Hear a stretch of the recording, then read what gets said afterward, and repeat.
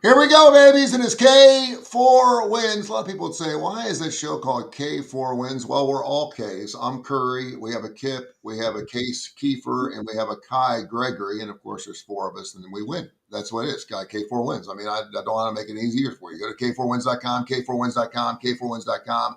Check us out. And of course, you will see it, hear it, and to get everything, we get our plays every single week right here on a wonderful show. And as I'm sitting here watching this thing, it still says that I'm uploading the recording. There you go. Okay, good. I want to make sure we're good to go. We got so much stuff going on with sports going on. Obviously, college football is a thing we're going to be jumping on most of all the way through the playoffs. We have NFL action going on last night. College hoops kicked off. Watched that Florida-Arizona game last night. That Pete kid, that freshman, is unbelievable. And on top of that, we have NHL and also NBA. So tons of Stephen stuff. Pearl off to a good start, Tony. Stephen Pearl, you and I had a really interesting show yesterday. And I was talking about my Cincinnati Bengals and then how if you're an Auburn fan, you just been left out in the dust. Auburn does not care about you. They don't care about you. The whole Steven thing. I don't know if Bruce is fixing to put the program on probation or something. The whole fact that he left when he did. The only reason you bring him in is to go win a national title. We know we can do that at Auburn, but yet he never got it finished. And all of a sudden he splits, and now all of a sudden his son, who I didn't even realize was on the staff, was on there. And then you fire a head coach after you lose to Kentucky on Saturday. They don't give a damn about you guys. I'm just telling you. And the other thing is Auburn right now is probably about the seventh or eighth best. People are saying Rhett Lashley's coming back to. Rhett Lashley is not leaving SMU to come take the Auburn job because the SMU job is better. They're building better. I mean, they may not have the same facilities or the same money, but it's a better place. And he can take SMU to a national title. He just signed an extension this week. Yeah. So anyway, to say they don't have the money is just absolutely wrong. I mean, they're in Texas.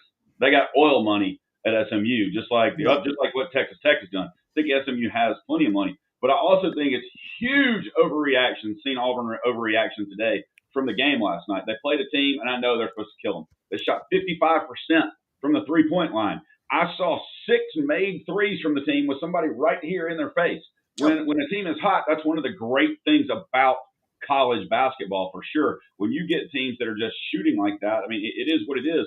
And by the way, I coached high school for 20 years, and here's the saying I love, and I love it for every single sport: an ugly win is better than a pretty loss. And he's probably going to learn a ton from his first game coaching. He better, because they're not expected to lose games to Bethune-Cookman. I don't know what the line was on that. They've even dropped the Cookman. Now they're just Bethune. 24. Yeah. It was 24? Okay, yeah. So I mean, listen, I hear you what you're saying. A pretty loss is blah, blah, blah bullshit. Yeah, but I get that's not that. a good look. But you lose that first game, there would have been hell to pay. It's overtime against Bethune at home to a Final Four team. Yeah, they better find themselves pretty quick. And you know, their next 5 or 6 games, and they're 7-0. Then everybody will forget about this, and they'll be like, "Oh, okay, well, they're 7-0." I hope you're right. I'll say what concerns me, and I know people probably think I'm too much into this, but it's just I agree with Kai on the 3-point shooting. I mean, if you could just give me one thing out of every basketball box score, I want to see the 3-point shootings. There's so much variance. But the one thing I will say, this part of the college basketball season, all these games where it's like a power conference opponent taking on just a totally overmatched team like Bethune or someone, almost always the favorite teams. And it really opened my eyes yesterday. Actually, a little bit of money came in on Bethune. So someone that knows something doesn't think Auburn's going to be that good. So that kind of perked my eyes up a little bit, thinking I honestly thought they'd probably come out and blow them out just because there's a little controversy there. You need to kind of put your foot down early. Reassure the fans. Yeah, the betting market movement concerns me probably more than the actual part of the game, because it does seem like there's some skepticism. The crazy thing was Bethune was in that game the entire time. I mean, I don't think they were there. 2 minutes left. Yeah, I don't think they were down by more than 4 or 6 points. I mean, they were playing neck to neck with them the entire ball game. Wasn't it? They went on a late run or something. It's also one of the dumbest fouls I've ever seen at the end of a game. Fouling somebody that's on the other side of half court, shooting a 3-pointer to send him to the line to shoot 3 free throws. And oh boy, it was just absolutely moronic. Now, don't get me wrong. I mean, okay, so it shouldn't have been that close. I get that, but the Auburn is going to have a little bit of a chemistry issue because Bruce did leave so late, but also they have one starter back from last year. Yeah, they almost have as many transfers as UAB. Almost, yeah. You've got and Broom was such a foundational piece of that team. Him not being there now is a huge change. That's a great point. Let's since we're getting into college hoops, and we watched them last night, and certainly we're going to talk a ton of college football here. We have the first poll coming out later on tonight, and we're going to be doing something during this show. It is going to be Kip's top 10. We did top 10, and we can all do our own top 10, but we're going to base this off of what Kip's going to do. He's going to do his top 10 teams, best teams, not deserving teams, yes. not who he thinks is going to get voted in. These are Kip's top 10 teams. We'll do that during the show, and of course, we can certainly talk throughout it, and we can add our own teams because obviously we're picking. Because I'm not teams. Yeah.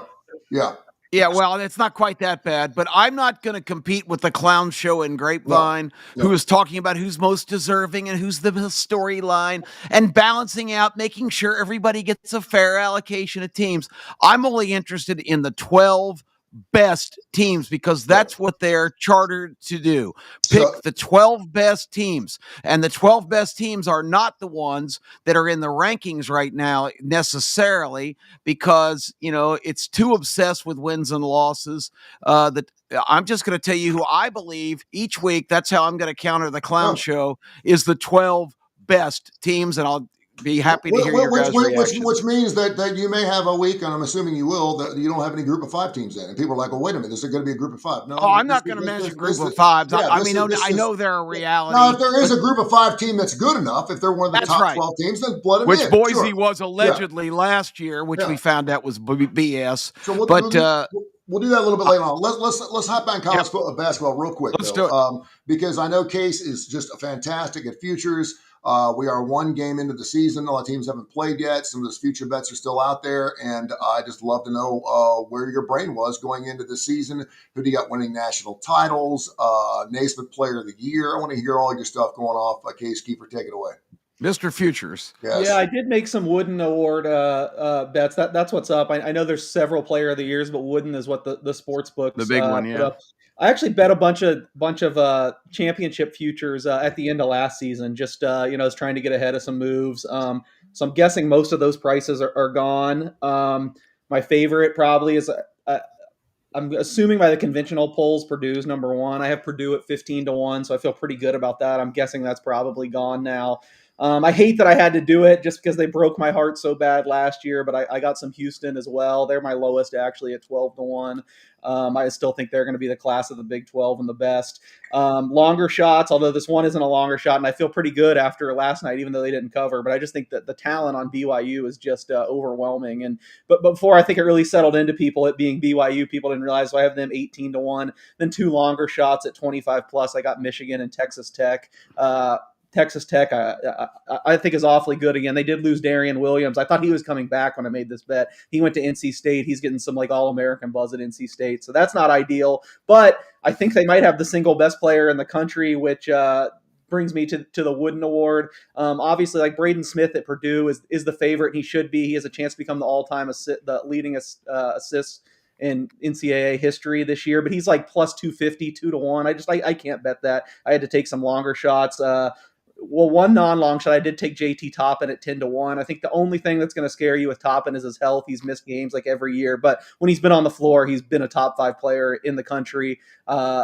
God, just heartbreaking to relive all this with how against I was that Florida team last year. But they had Florida beat largely because of him and Darian Williams, who I mentioned, and they fell apart. I think if Toppin stays healthy, he's absolutely guaranteed to be in the top 3. So if I have to take one of the top guys right now at the odds, it would be JT Toppin.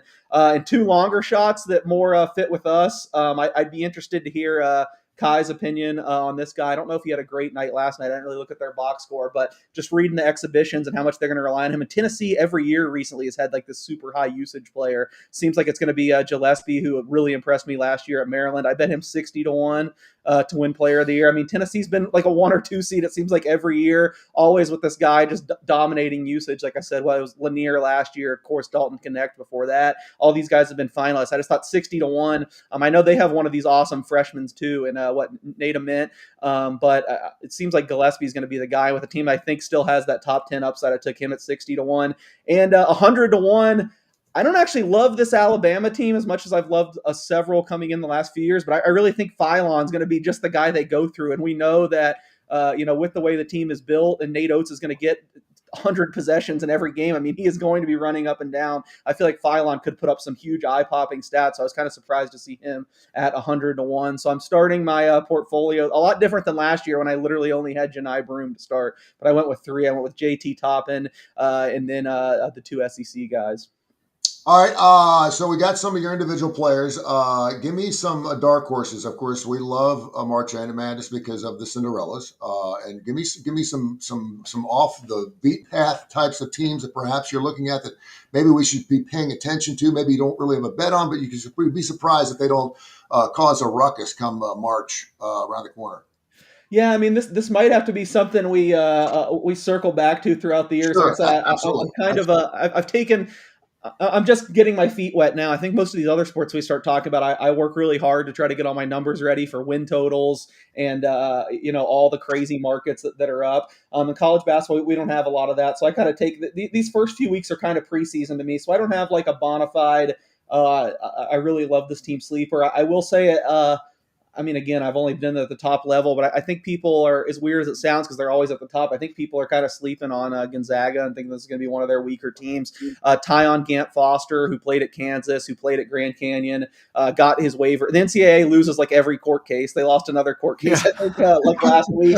He got another year of eligibility, which I think really knocks Gonzaga up to me. So I think Gonzaga is going to be as good as ever. I think they'll probably be in that 2-3 seed conversation. They lost a lot of close games last year. People think they had a down year last year, but I think from an efficiency standpoint, they were still fine. So they're one I'm looking at. I just don't have a whole lot of sleepers. I guess big picture, the thing I'm really excited about, and you already mentioned Pete, the Arizona kid who was just unstoppable last night. This freshman class is just unbelievable. It's taken me back to like 20 years ago when everyone had to come for the one and dones, and Dickie V was yelling about the diapered Nandies. I mean, we were talking before the show. If you had me list like the top 10 freshmen I was most excited about, Pete wouldn't even have made the list, and he was the standout of night one. I mean, then you saw AJ Debansa, I think you say his name, the BYU kid, making $7 million. Darren Peterson from Kansas, I think, had almost 30 in his opening night. He's got buzz about being the number one pick. The Boozer twins at Duke. I mean, this freshman class is something we haven't seen in a long time. I think that's going to make it fun to watch. No, and Friday night you got Peterson, Kansas, going to North Carolina. With Caleb Wilson there, that's going to be a good matchup to see. What goes on. By the way, Gillespie had 8 points and 6 assists and 4 turnovers. He got in. Tennessee was turnover central last night. Rick Barnes used every timeout. Used 3 in the first half after back-to-back turnovers by him. Nate Ament was one of the only 2 in double figures with Estrella. So I needed 100-1. I should have waited. 60-1, not looking great. Yeah. And by the way, a kid who did not get any playing time last night for Arizona because there was no mop-up role, but you may have mentioned just because of his facial features, Bryce James, of course, LeBron's other son, is on Arizona. Oh, really? I didn't even know he had another son. How about that? Yeah, Bryce. He's going to get drafted by the Lakers next year, for sure. His name is Bryce Maximus James. And so we're looking for the maximum, say 18-year-old out of Arizona. So we'll find out what exactly. But yeah, he was on the bench last night, and my son brought it up. I was like, really? I didn't realize there was another one besides Bronny. So it must run in the family, as it does. All right, let's jump into some college football. Let's mix it up a little bit. I want to go straight to Kip's top 12 because I know we're going to have a lot to say about this. Then as we go through the top 12, then we can certainly talk about the games that these teams have going into this weekend. Of course, yes, we'll talk about the LSU-Alabama game. Alabama giving up 10 in that game. A lot of people think that's a little heady. Auburn, Vandy minus 6.5. Kentucky, Florida, a pair of 3 and 5 teams no one really gives a shit about. Who else? So BYU, Texas Tech, which is really interesting. No one giving any love to BYU. Texas Tech has given up 10. How about the Notre Dame Navy line? Navy goes into that game last week, of course, undefeated. They get beat by North Texas. They're getting 26.5 against Notre Dame. And I know you've been all over Notre Dame all year long, Case. And, of course, they came up short against Boston College. I was on them, too. They just came up lame. Their offense didn't look like worth a shit the entire game. So we got a lot of games to get into. But let's get into your top 12. These are the best teams in college football, not the teams that are deserving, not the way you think it's going to be voted tonight, not the way you think it's going to be at the end of the season, but your 10 or your 12 best teams right now. Yeah, because just like the people in Texas each week, this is going to change. This is as of right this minute, right today. This is my top 12. And I will say I have to give some props. Case last week strongly objected to Kai and I, including Georgia Tech. Case, you're right. Kai and I were wrong. Tech really stunk it up at NC State, so they are not on my list. And thank you for pointing out the deficiencies. I think Kai and I got a little seduced by Haynes King, but we found out that he is not walking on water because that was a disastrous performance for them. So, with that being said, let's get to it. I don't have 8 Southeastern Conference teams, but I do have 5, and I think Oklahoma's played their way back in. I think the Tennessee game last week was a game that the winner was still going to be alive with a pretty strong pulse. The loser was going to be out. So I think Josh Heupel and the Volunteers are gone. So I've got, of course, the obvious top 4 in the SEC, that consisting of Texas A&M, Alabama, Georgia, Ole Miss, and Oklahoma. That's 5 teams as of today that I believe are 5 of the best teams in the country. I don't have one of our favorite discussion points in that group. I don't think Texas is in the top 12. I've got them just on the outside looking in. I still don't like the way they the first half, they certainly, if I'd have made my poll at halftime, I would have had Texas in that list. But the way that they just clung to a 3 touchdown lead and almost gave it away against what I consider sort of a overachieving but a mediocre Vanderbilt team. I'm still not willing to declare Vanderbilt a legitimate contender. So I've got 5 SEC teams. I've only got, and I'm sure this is going to be a point of contention, I've only got 2 in the Big Ten because I think the Big Ten is historically horrible. I think 10 of the 18 teams, that's more than half, because I've just downgraded Nebraska to the bottom feeder category with the other 9 that I already had summoned there. They've lost Dylan Raiola for the year now with a broken leg. They're going to start a true freshman. Nebraska lost at home to USC in a game that they absolutely had to win to even be considered a decent team. I've got Nebraska as the bottom feeder now. So only 2 teams in the Big Ten. I've got Ohio State and Indiana, of course. I don't have Oregon because I'm not a believer in them. Their win over Wisconsin 2 weeks ago, 21-7 at home, really soured me on them. And they don't have a signature win this year. They're right on the outside looking in, but I don't have them included. I do have the 2 teams in the Big 12. Certainly Texas Tech is a strong representative on that list. They play BYU at 11 o'clock in the morning here local time. I guess that means, is that game at 10 a.m. Mountain time? That's, it is. Mm-hmm. Yes, oh, good grief. Yeah, Or are they Pacific, Case? I mean, let's see it.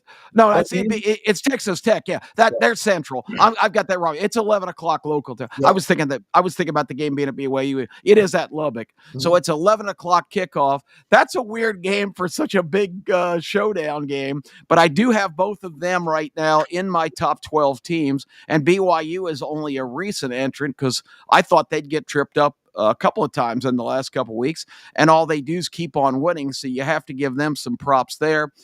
In the ACC, that's kind of a mess. I guess you have to grudgingly include Virginia. I still don't think Virginia's a marquee team, but I can't leave them out and keep this next team in who they haven't played, who has actually lost to one of the teams that I'm leaving out that I don't want to. But I still believe, despite the fact that their coach is a complete moron and the program is leaking oil badly and their quarterback is a mercenary who doesn't take responsibility for anything, I still believe Miami is one of the 12 best teams in the country. I can't get past. I know they've had 2 terrible losses. They're not deserving, but I still think, even though they lost to Louisville at home, I still think they are a better team. And if it's the best teams that we're trying to determine, that's I have to keep them in the equation.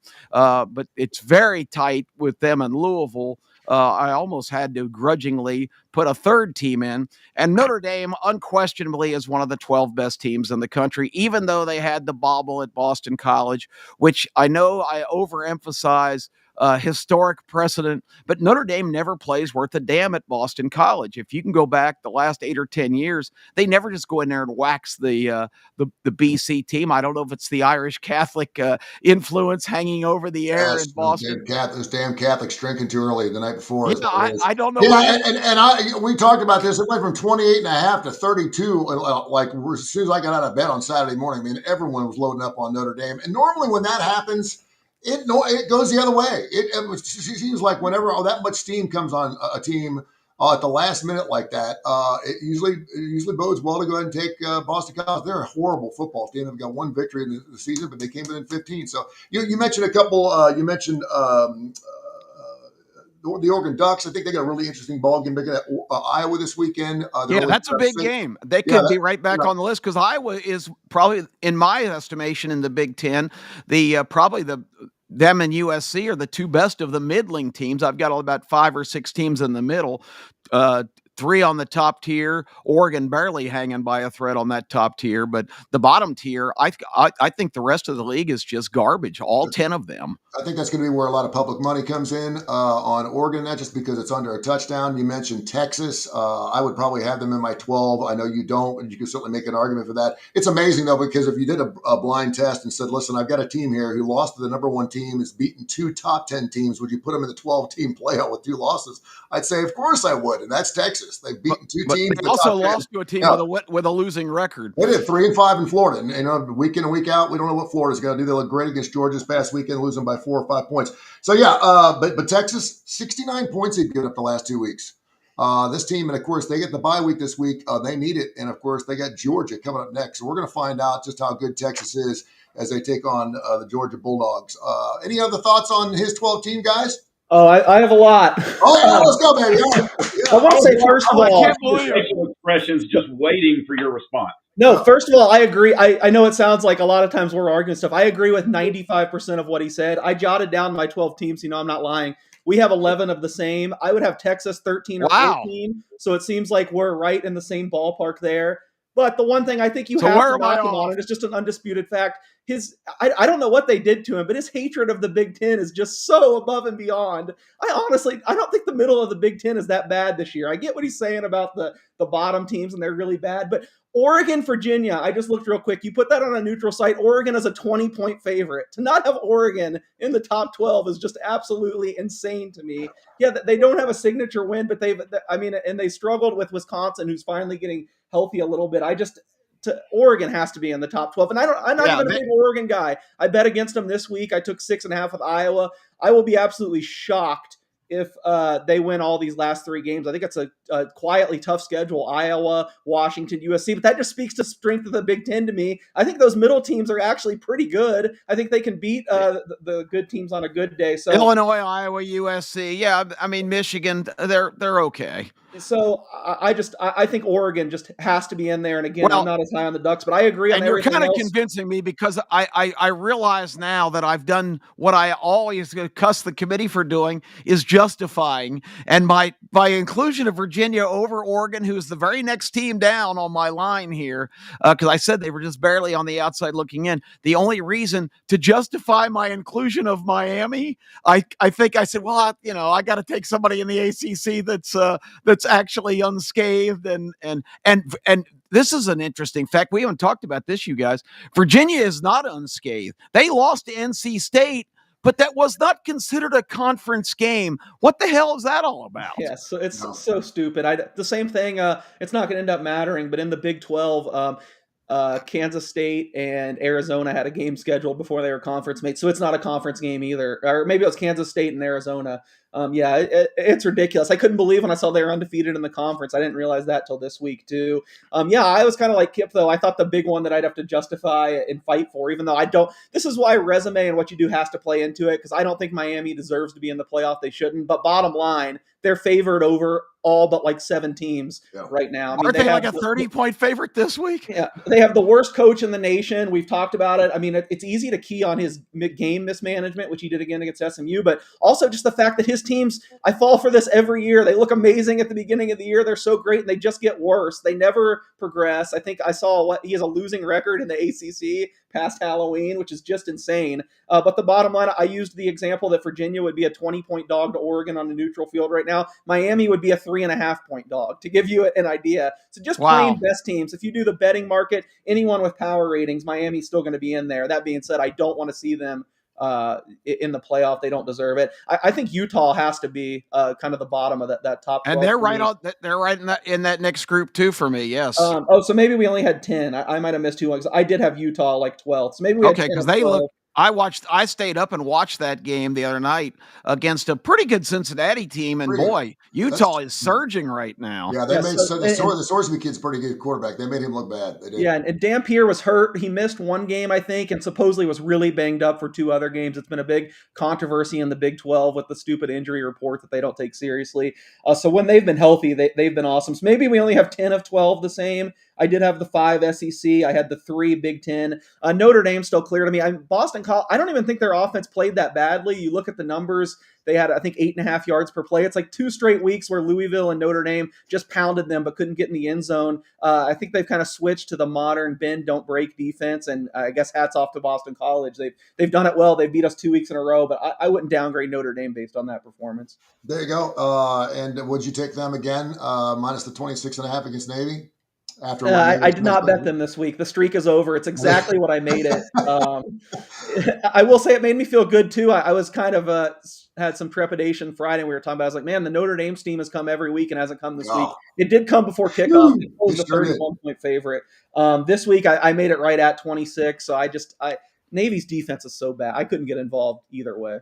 Let's go SEC right away. Alabama giving up 10, over under 49.5 against obviously LSU squad that's just a train wreck. It's been a train wreck, and we know what's going on there. And Alabama's got everything in the world to play for. Previous ranked right now number 4 in the country with that 7-1 record. Kip, what's your thoughts on your Crimson Tide giving up 10 plus a field goal? Well, the touchdown plus a field goal would be 10. What do you got?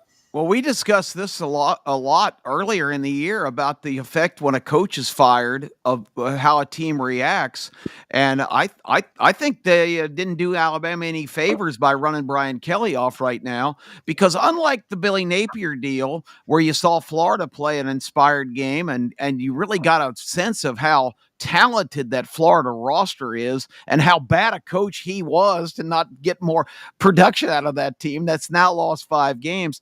I think this LSU team's got a lot of talent as well. And unlike Billy Napier, did you guys read the article in The Athletic of people just coming out of the woodwork talking about what a complete jackass Brian Kelly is? That's going to be such relief in the ranks of LSU. If this guy was this bad a tyrant and so indifferent, didn't know people's names, wouldn't talk to anybody that had a question. I mean, all the things that are coming out about Brian Kelly is he's the biggest, We should say a lot about Woodward and the hire in the first place. I can't believe that they hired him in the first place. I mean, I haven't been on vacation with him. I've gotten a chance to have dinner with him a couple of times. He's an aloof, weird dude, but the fact that they put the kind of money out to pull him away from Notre Dame at LSU, but again, he's got a great agent. He's got a great agent. He may be at Georgia Tech. He may be on a lake somewhere this next football season, but he's got a bank full of cash right now, and he will go down, believe it or not, as one of the greatest college football coaches we've ever seen, just based on his win-loss record, which is unbelievable. Yeah, I guess so. But, anyway, my point is I think we've seen the bump from the teams that get rid of their coach the next week. And I don't think LSU has anything to lose. They've got a lot of players, and Alabama's just been kind of skating by. I would not be surprised if LSU covers this spread and makes this game interesting. Kai, what's your thoughts? I know you got a lot of people that just bet Alabama day in and day out, regardless of what the line is. What's your early line? Well, you got 2 games that we get the coaches bump that we always talk about, or we might with LSU and Auburn. Will we get the bump there? I looked at it this morning and still 9.5. What I saw, I would love Alabama over their team total in that game. With the total's 48.5, I think. So, if they're a 10-point favorite, you got to figure their team total is going to be somewhere right around 30.5, just depending. I would, or maybe if you can get it below 28, I'd absolutely jump on it. I think Alabama at home should roll. Maybe the coach's bump gets LSU late in there, but I've just not been impressed with LSU at all year. Case a lot of plays into the bye week. I don't see it. Everyone talks about they had the bye week. They had an extra week to prepare. I think that's a bunch of hooey. Sometimes I think they're better off not to have the bye week, but Alabama certainly had that. A lot of teams have the bye week before they play Alabama. This time they have it before LSU. Your thoughts?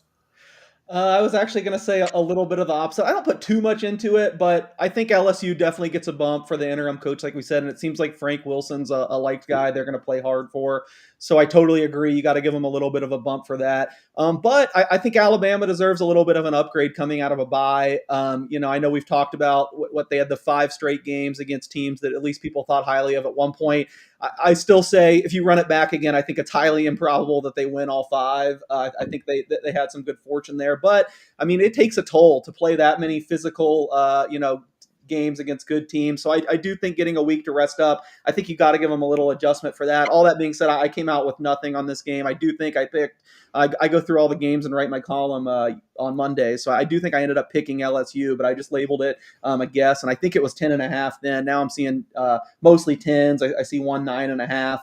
That would be a little bit tougher for me. I made the game 10.5. Actually, I just maybe I take the interim coach bump a little bit over the bye bump, but I think both of those are positives, and I guess it just lands us in a spot where I think the number is about right. I will say the other interim coach I did bet on. It's moved a little bit, but I took Auburn plus 7.5 at Vanderbilt. Now I see 6.5 7s. I don't. Maybe I'm crazy, but we got to go back to. It's just a little jarring to see Vanderbilt a 7.5 point favorite. Really? Against anyone. Just the way they play, even take away. They've been better than Auburn. There's no doubt, but. They're going to try to play fewer plays. It's going to be like kind of a bruising, slow game, interim coach bump. More than a touchdown. I definitely couldn't get there. I doubt it will get back there, but you never know with the cold of Pavia. So I did take Auburn plus 7.5. Yeah, right now everyone's just jumping on Pavia just because he's a fun-looking kid to play, and he's got that big smile, and the guy can just sling the football all over the place, and everyone's loving them just because of him for sure. Another game that's outside of 10, I want to get Kai's thoughts on Texas Tech. That was one of Kip's best 12 teams. Giving up a 10 spot to BYU. Big game in the morning. Yeah, wow. Game in the morning. So right out of bed, man. Get out of bed and lay down some action on that in K4Wins. What's your thoughts on Texas Tech, BYU? I hadn't pulled anything. I think I see 9.5. That's what I've seen, all morning, at least on the sites I was looking at. But I like this Texas Tech team. I think that they're going to be irritated after last week. I just think Brockmeyer may come back down to earth. I think BYU may come back down to earth in this game. I mean, I've been wrong before. I don't know. I like the Brockmeyer kid, but I just don't think the rest of the BYU team, when I look at the rosters position by position, Texas Tech should blow them out. Case, your thoughts? I see you nodding your head. Yeah, this is one I got the worst of it. I like being able to give some realities. I feel like a lot of games you ask, but I got this number. It's moved. I actually had open. I was more than happy to lay 10.5 with Texas Tech. I've just been waiting for the spot to kind of fade BYU. I know. I think you guys might have jumped the gun a little bit a couple weeks ago because I think Iowa State's a disaster. But I just feel like this BYU schedule, and I know they beat Utah. That was a great game. That was one of the games where Dampier was banged up, though. Play that game again. I'm confidently making Utah. And why did they play that game early? That's a huge rivalry game. I don't like rivalry games early in the schedule. I think it's something with the conference schedule now that they're conference mates. But I agree, it's better at the end of November. Maybe they can figure that out. BYU, I think, has been really good in the trenches. I think they've won the game up front in against all these teams. But again, I think you look at the competition, and I don't think they've played a really good defensive line, especially, and Texas Tech has probably a top 5 defensive line in the country. I just think the way they've been winning games, gutting out these yards, but behind winning in the line of scrimmage, Bachmeier hitting people. I just think Texas Tech, is a lot more physical, a lot bigger, and I just don't see Texas Tech losing up front. And to me, and I think Texas Tech's numbers might even be a little bit deflated now with Morton having missed half the season. He was kind of rough for the first 2 possessions against Kansas State. I think he might have thrown a pick, but once he settled back in, I mean, they kind of looked like the behemoth they were early in the season. So I kind of smell Texas Tech blowout here, but the market's moved against convince me. So we'll see. By the way, that's going to be our first game coming right after the starting lineup. Really? So it's not an all SEC Nope. day on ABC for the first time in 6 weeks. It is not. It was Texas Tech and Interesting. BYU's got, of course, Texas Tech this weekend. Then they got TCU, Cincinnati, the 25th team in the country. They're going to be on the road for that game, and then UCF. So they're 8-0 right now, sitting there pretty, and we'll see if they can go unscathed. But I would totally agree with you from the a real quick question. Do you guys believe, because it looks like, to me, the Big 12 and the ACC may come down to just being a one team, the champion of the conference should be the only team getting in my opinion. And maybe Utah's surging and it's coming on, but do you think this committee is going to have the guts to just have one team from a power conference, or are they going to feel pressure to at least have 2 or 3? I think they'll do one just because I think it's early and they know they can change their mind. We've seen them do this. They've done things where they put teams in like 2 weeks to go. They put them in the final 12, knowing they're going to win out, knowing they were just going to take them out and not give them a spot. So we've seen this knucklehead committee do this over and over again. So I wouldn't be surprised if they do one. But I at this point, I don't think they're going to be paying attention to it, to be honest with you. No, but hey, Virginia and Georgia Tech, I know that they're not even on your radar, Kip. Well, Virginia was in my top 12. Their own destiny. They control their own destiny. They win out, they're in. Both of them. If they win out, they both make the championship game, they're in. Yeah, that's interesting. If they went out, yeah. With the actual quality of the teams, I think it would be a disaster if more than one ACC team got in, as I think the ACC is just terrible. I want to make a case for Utah, but I feel like that BYU game is really going to hold them back. I do think Utah should be in the conversation. I will say, though, I agree with Kai. Georgia Tech does kind of control its destiny because as much as I think they're not that good, and I think by any predictive measure, they're going to be more in the 20s than the 10s. I mean, if they beat Georgia and they have one loss, they're going to deserve it. And the only other way I could see the ACC getting more than one is if there's just complete chaos, including Notre Dame losing.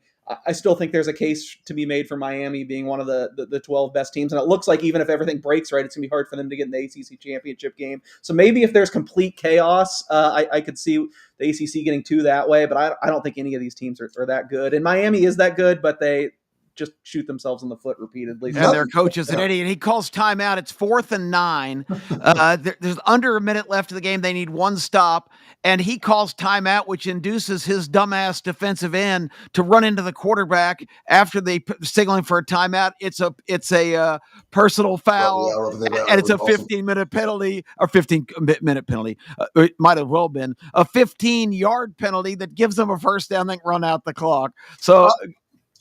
Good grief. Another really sneaky good game. Kick a field goal to tie it. I misspoke. Another really sneaky game. A&M undefeated in the season going to Mizzou, who, of course, has lost 2 of their last 3 games. They lost by 1, or actually 3 to Alabama. They lost by a touchdown to Vanderbilt. So 2 top 10 teams. So you can certainly make that argument there.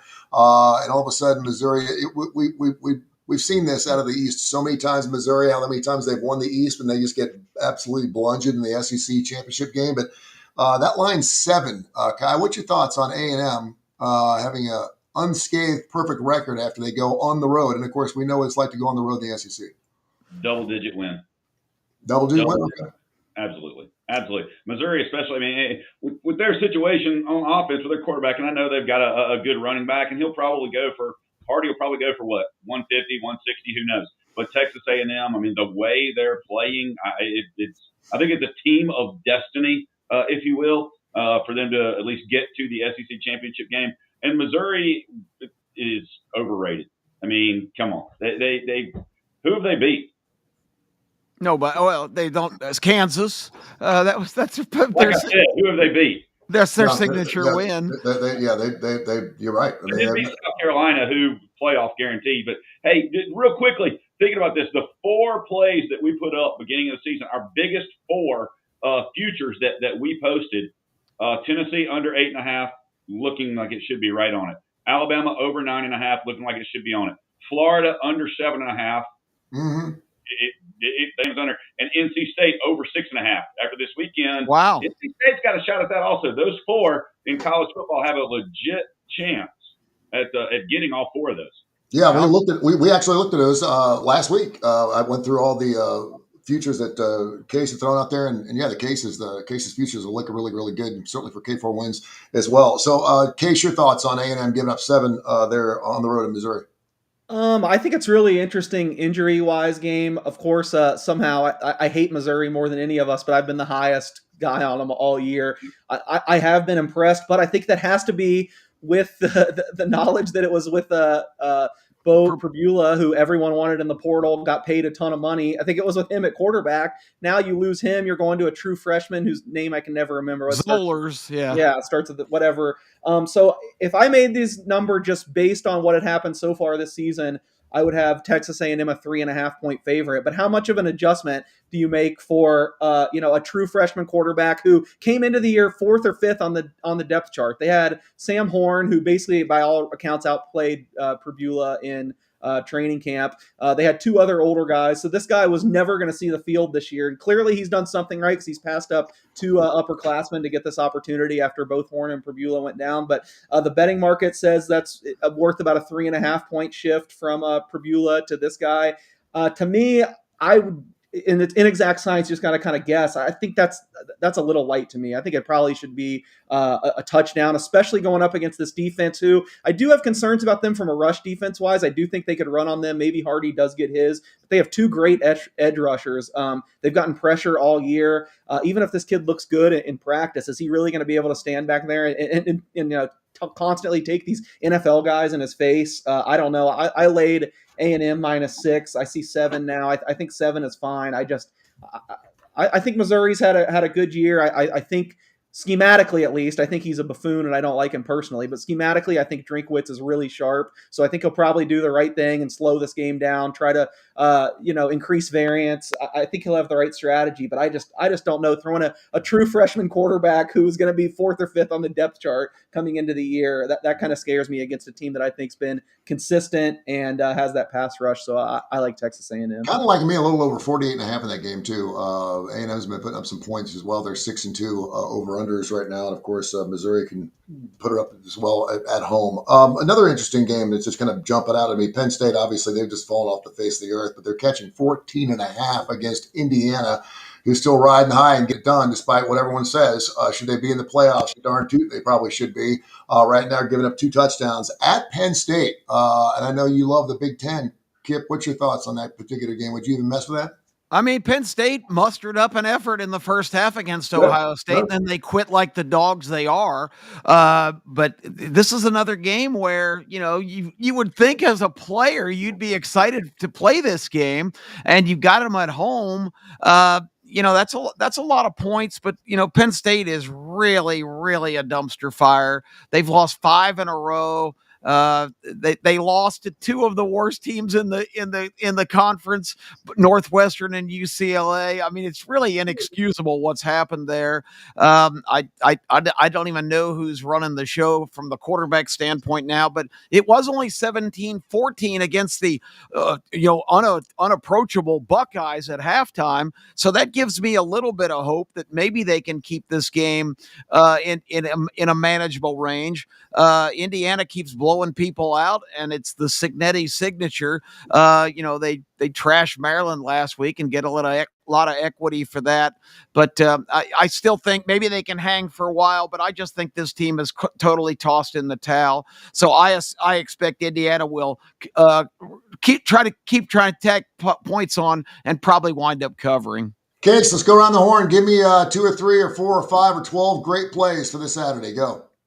I just looked. I've bet Indiana 5 of the last 6 weeks. The only one I didn't was Iowa, and they didn't cover, and they've come through for me all but once. But I'm not betting them this week, actually. I had this number right where it should be. You got to think at some point they have they encounter some trouble. I don't know. Penn State, like I said, I was impressed, like Kip said, in the first half. But so no Indiana for me this week. No Notre Dame. I know I haven't talked about Indiana as much, but I have a little bit when it's come up. So it's a little bit of a sea change for me this week. Let's see. I talked about Auburn. I just trashed this team, so it's funny that I'm betting them. But this is the second week in a row I've actually been on Virginia. I laid 6 against Wake Forest. I think everyone just thinks they suck and they deserve to lose one of these games, which they do. They've been lucky, but I think the skepticism has just gone a little bit too far, and we're seeing their numbers really depressed here. So I laid 6 with Virginia. Another game around then that that Kip touched on, thinking Nebraska is going to fall big without Raiola. I agree, even though Raiola hasn't been great this year. I think they have a true freshman too, whose name I'm now forgetting. It starts with an L, like Latafi or something. I laid 1.5 with UCLA, who I think's been a lot better under Tim Skipper. I know they got blown out against Indiana, but everyone gets blown out against Indiana. So I laid the especially at Indiana, yeah, I laid the really small spread with UCLA. I guess it's an LA type of week because, and this might have moved, but I've actually been impressed with Northwestern. I would not put them in the bottom 4 of the Big Ten. I mean, I think they're a win away from bowl eligibility. I think they're really well coached. They're like a lesser Vanderbilt to me, really. And I know it's just the smart school thing, but they play a lot like Vanderbilt. They have a much worse quarterback in Preston Stone, but they've been able to kind of scheme around that. That being said, my rule with USC this year, bet on them at home, fade them away. I happily laid 14 with USC for that Friday night action. I think USC trashes them. And just to finish it off, one more Friday game, or we'll be talking before Friday, so maybe I should give an earlier week game. I laid it with Akron tonight. If you're interested, I think the market has a tough time pricing these truly terrible teams, and UMass might be the worst team at the top level we've seen like in the last 5 years. And Akron actually has some talent. TJ Finley, the former where did he play? NC State quarterback. where didn't he play? Yeah, so I laid it with Akron tonight, and Friday I like Tulane and USC. There you go. Kip, we got football every day this week. Again, I know you always like some early games. I'm sorry, guys. You guys are a lot more into this than me. If anybody watches Akron and UMass, you really need some psychological help. I will not watch a second of that game. I'll watch a rerun of MASH or something before I'd watch Akron and UMass. It's Ben Finley, by the way, not TJ Finley. Sorry, but he did play at NC State. Because I was going to say, if TJ Finley's still playing, he's eligible for Social Security. That's unbelievable. He was at LSU, Auburn, Kentucky. He's been every place. Yeah, Ben Finley. Yeah, Ben Finley.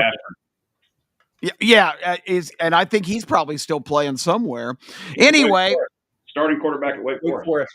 Yeah. Oh, that's right. He is at Wake Forest. Good grief. These guys Pavia's played for 9 or 10 years. These guys, unbelievable, playing college football forever. And like Case says, every time the NCAA tries to stop them, they lose in court somehow. So I don't know how that works. Anyway, we touched on these two teams a little bit, but I think Iowa is just a pain in the ass at home. Oregon on the road at Iowa. Iowa's a home team catching 6. Oregon might win that game, but if they do, it'd probably just be by a field goal. That one kind of jumps out at me. I really think that Auburn's going to be a team unburdened here. They are not as. I think a really compelling question is, and maybe it's been announced, but I haven't heard the interim staff's designation. Who's going to start at quarterback for Auburn in that game? Are they going to go back to Jackson Arnold because Hugh got tired of him and fired him and put a guy in that's playing high school football? If you guys watch this Ashton Daniels, he doesn't stay in the pocket for 2 seconds before he's taken off trying to run. It's just like watching a high school game. The guy's not ready to be a quarterback at the major college level. And they've got this other guy, Deuce Knight, that's supposed to be the great savior. He's in bubble wrap on the sideline. He's not seeing the field. This is supposed to be the guy that's the future of the program. Hugh kept saying, we're this close. We're this close. Well, yeah, now you're this close beyond the firing line. I wonder if this new coaching staff breaks out Deuce Knight and we see what he's got. But I just think Vanderbilt's a lot of the air is out of the balloon. If they had not fired Hugh Freeze, I would love Vanderbilt in this game because I think Auburn basically has taken on his personality and quit. But I think they're going to be revived now with the assistant coaches pulling the strings, and I like them and the points at Vandy, but I wish I knew who was going to be the quarterback. LSU, Alabama, we talked about the bump there. I think LSU's got enough athletes to hang in. If that line stays or classes us down to 9.5 today, I'd much rather have it at 10 or more. But I think that's going to end up being a competitive game. I think Navy getting 26.5 at Notre Dame is too many.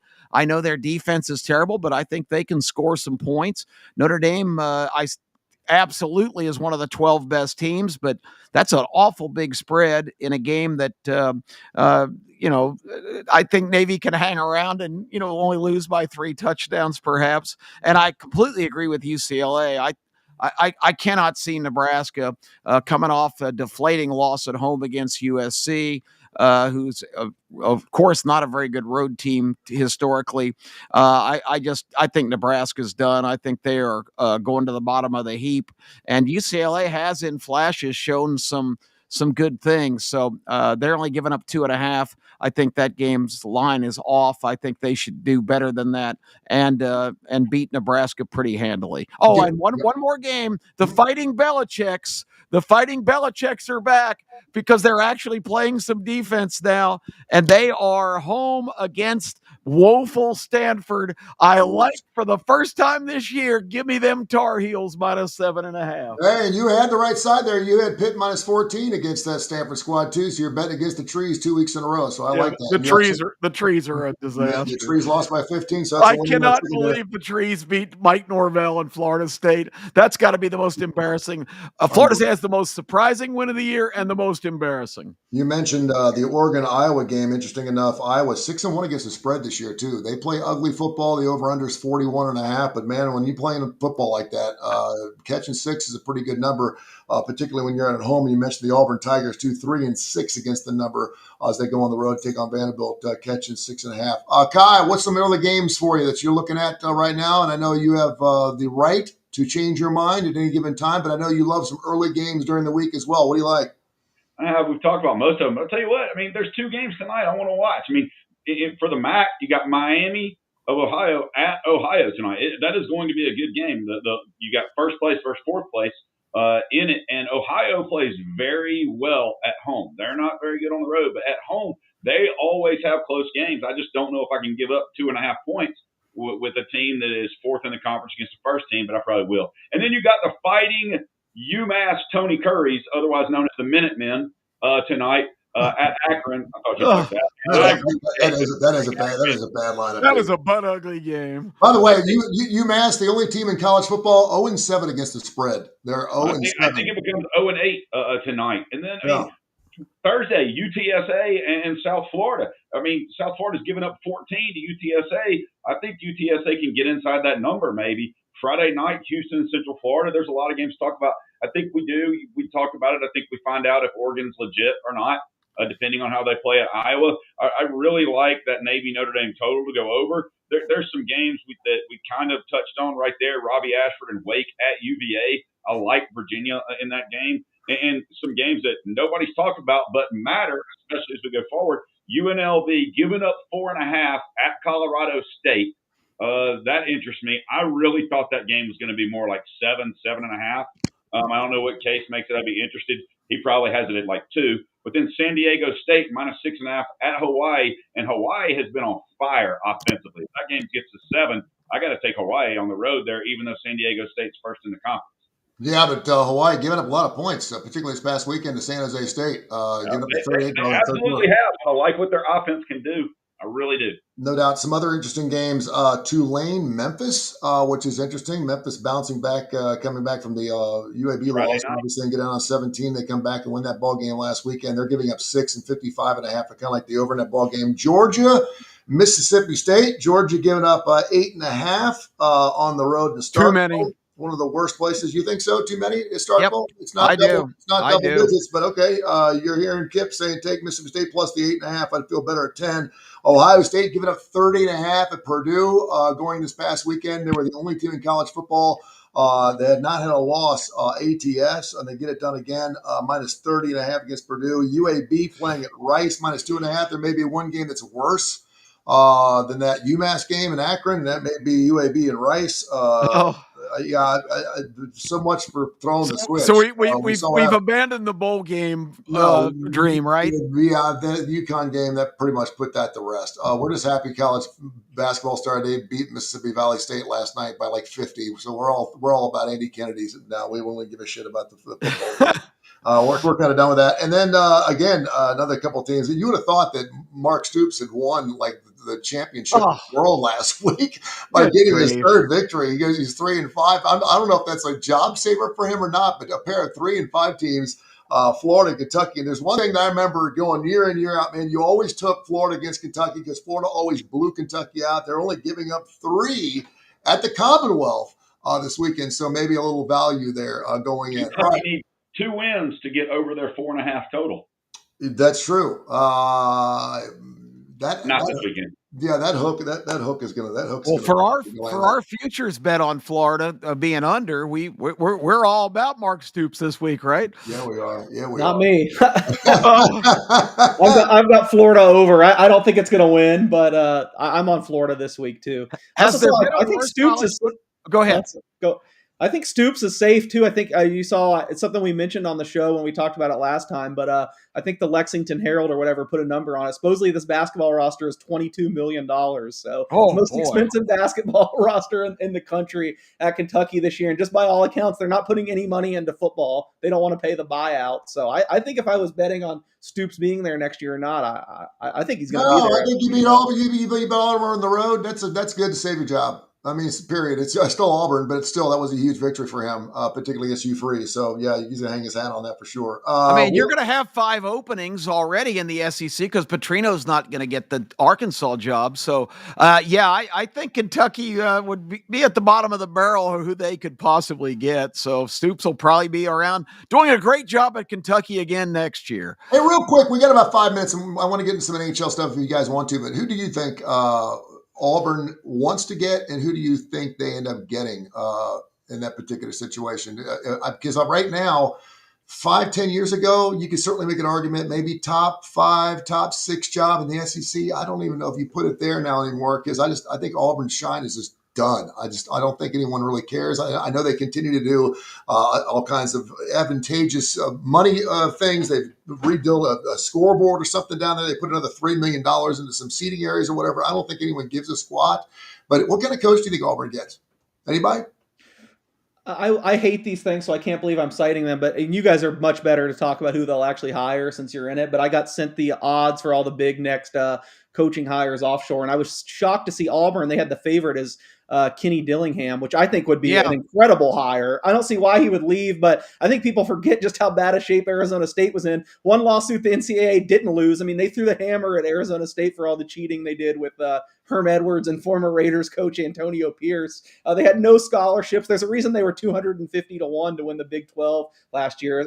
I think it's Dillingham's alma mater, though. It's hard to make me think he's going to want to leave when his security's great there. He's getting paid well. They have good facilities. But, man, if you could get Kenny Dillingham, I'll give the Auburn fans some hopes. I think that would be a good hire. And the other good thing Auburn did was, it's crazy to say it's about $15 million, but Hugh Freeze's buyout was pretty modest. So and this came out yesterday. They can stretch that over 8 years and just give him a paltry $2 million a year. $2 million a year. Well, and you know what? They did him a favor too. I mean, someone's going to take a shot on the, particularly since he had, of course, some success there at Liberty, but no one really wanted to give him a shot. I think that was maybe one of the situations where the agent actually didn't get the better of that deal. And I'm kind of surprised because they seem to always get the better deal. Any other thoughts on that, Kip or Kai, as far as who's the next head coach? And it's so funny, too, because everyone kept on, all my Auburn friends were like, as soon as Nick Saban's gone, it's over. I mean, we were going to power up because they thought Lane Kiffin was going to be the next head coach and blah, blah, blah, blah, blah. And here we are. They're worse off. They were better off when Nick Saban was the head coach in Alabama. I just feel sorry for Hugh Freeze only getting $2 million a year over the next 8 years. Yeah, isn't that a shame? Yeah, sucks. I don't know how he's going to squeeze by. Trent Dilfer got $2.4 million from UAB. I only get it over 1 year.